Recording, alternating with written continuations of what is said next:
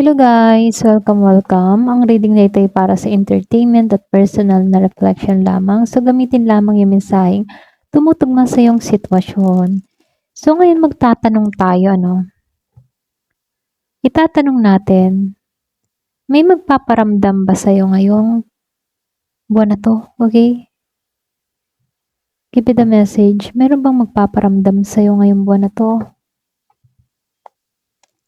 Yung bagang biglang magme-message or biglang tatawag or may magpapahayag ng kanyang nararamdaman. So, tingnan natin, meron bang magpaparamdam sa'yo? Give it a message. May magpaparamdam ba sa'yo ngayon?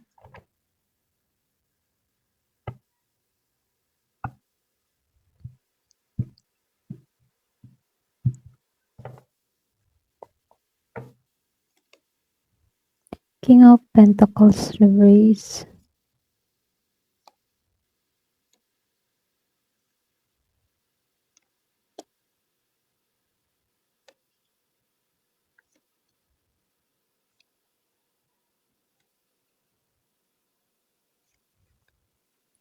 So, meron nung nakikitang Taurus, Virgo, Capricorn.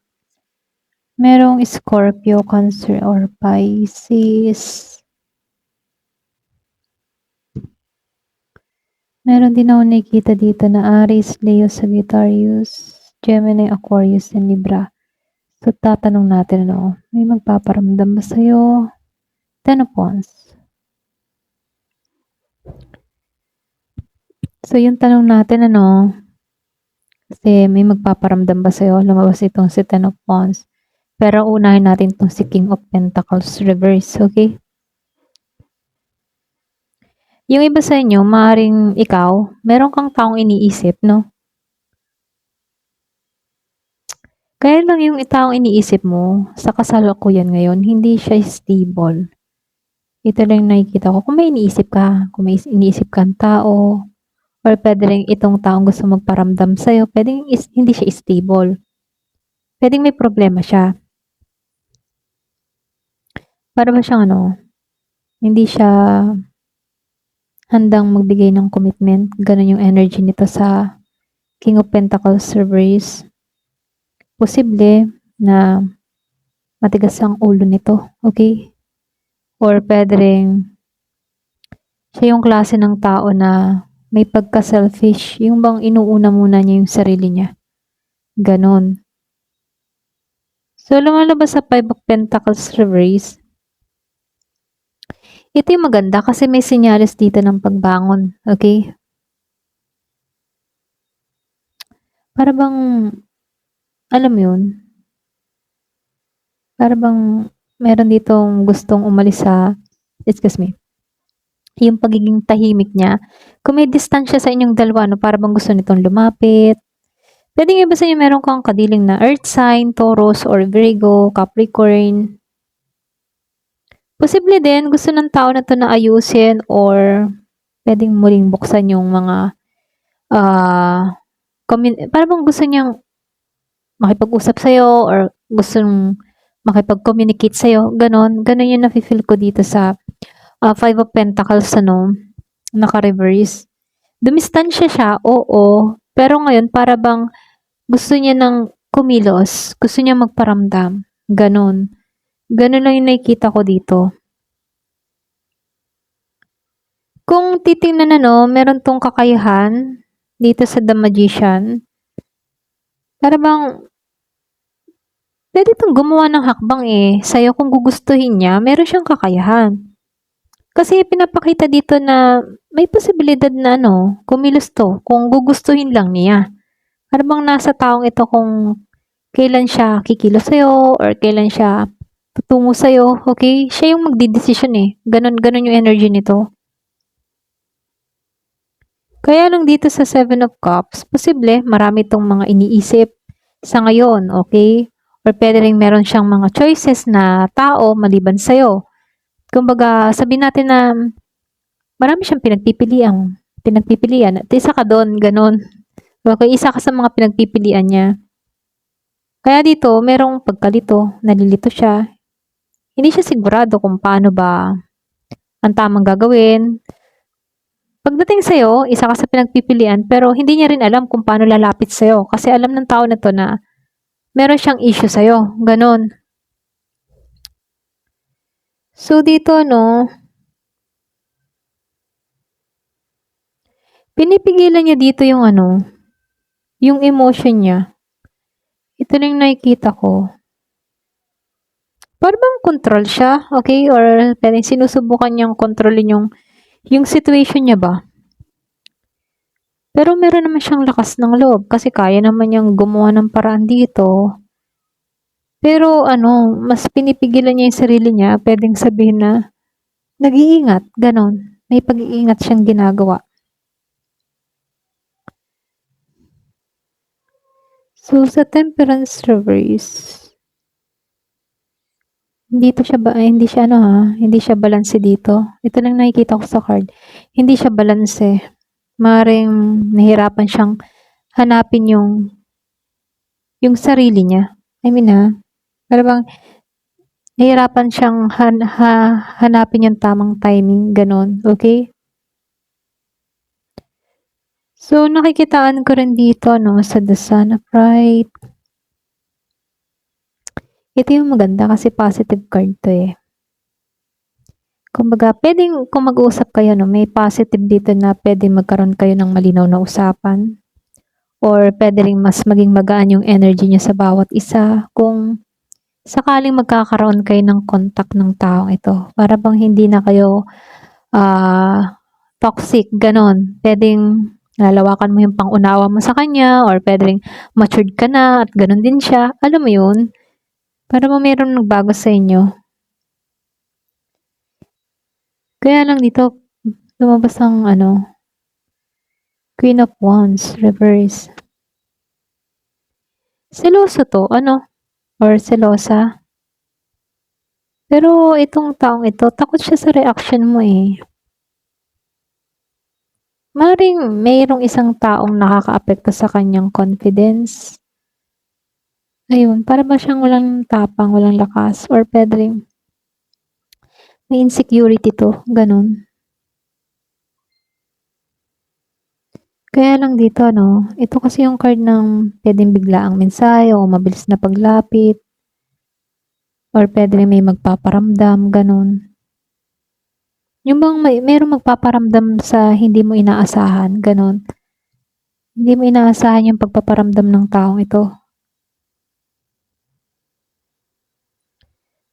Pero nakikitaan ko dito napagod na 'to sa pagpipigil. Yung pagdepensa ba sa sarili niya, pagod na siya. Na ipaglaban yung dapat niyang ipaglaban para sa sarili niya, gano'n. Kaya unti-unti na niyang binababa yung kanyang boundaries. Yung iba sa inyo, meron kang gano'ng person. Kaya lang, lumabas 'to eh. Para bang ang bigat ng kanyang nararamdaman or puwede ring mabigat na yung mga responsibilidad niya, 'no? Marami siyang pasanin. Kaya mabagal 'tong kumilos sa'yo, marami 'tong mga pasanin sa buhay. Kahit gusto niya magsalita, Gusto niya magsalita pero hindi malinaw yung gusto niyang sabihin, eh. Para bang gusto niyang may sabihin sa'yo pero hindi niya alam kung paano ba magiging klaro or yung paano ba magiging yung kung paano maunawaan, gano'n. Kaya nagkakaroon kayo ng miscommunication kasi itong tao na 'to puwedeng hirap makipag-usap sa'yo, hirap humarap sa'yo, gano'n. Ito yung nagiging cause, hindi niya alam kung paano ba sasabihin yung kanyang mga saloobin, paano niya, um, ipagtatanggol yung sarili niya, gano'n, okay? So, lumabas ang 7 of Wands reverse. Pero susuko na 'to, Susuko na 'to sa pakikipaglaban, gano'n. Para bang ibababa na ng tao na 'to yung kanyang depensa. So, lumabas ang Emperor reverse. Hirap tong kontrolin yung sitwasyon ninyo. May sarili kasi tong ego eh. Maring ayaw niyang magpakita na, alam mo yun, mahina siya. Ganon. 8 of Cups. Pinapakita dito no, yung paglayo. Para bang nasa proseso itong tao na to ng kanyang emosyon. Posible kailangan muna niyang tapusin yung isang yugto bago lumapit sa'yo. Okay? So, dito sa The Hangman, may pagkaantala to ha. Hindi pa ito yung oras ng agarang aksyon. Pero, mas nakatuon muna siya sa pag-iisip at pagtingin sa sitwasyon. Okay? Ito lang nakikita ko. Para bang nag-iisip-isip tong taong ito. Kasi dito, no, yung spread ng card mo kasi nagpapakita ng possibility ng communication, ano, or possibility na magparamdam. Lalo na lumabas itong The Magician. Okay? At itong Knight of Swords. At itong The Sun. Pero ganun pa man, ano. May nagsasabi din kasi dito ng pag-aalinlangan, okay? Para bang meron siyang emotional na bigat na nararamdaman dito, dito, at dito. Ito, mga to. So, nakikitaan ko dito, no? Kaya nagkakaroon ng yung pagkaantala. Dahil sa mga nararamdaman niya or pwede rin meron tong mga hadlang, okay? Or pwede rin meron siyang mga responsibility na hindi niya pwedeng bitawan, okay? At yun yung isa sa malaking hadlang kung bakit hindi to kumikilos sa'yo, no?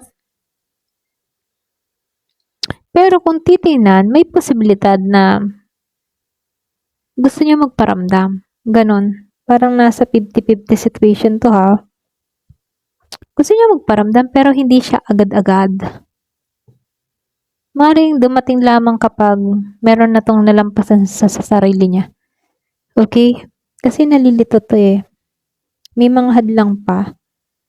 Kung sakaling magkaroon kayo ng contact ng tao na to, mahalaga pa rin tingnan kung ano ba yung kanyang ikikilos at kung paano siya makipag-usap sa'yo. Kasi itong taong ito pwedeng may takot din eh. Okay? May mga takot siya. Ganun. Marami siyang mga iniintindi, iniisip. Okay? Ayun, ito na yung nakikita ko ha. Ayan, hanggang dito na lamang po. Thank you for watching. Love and peace.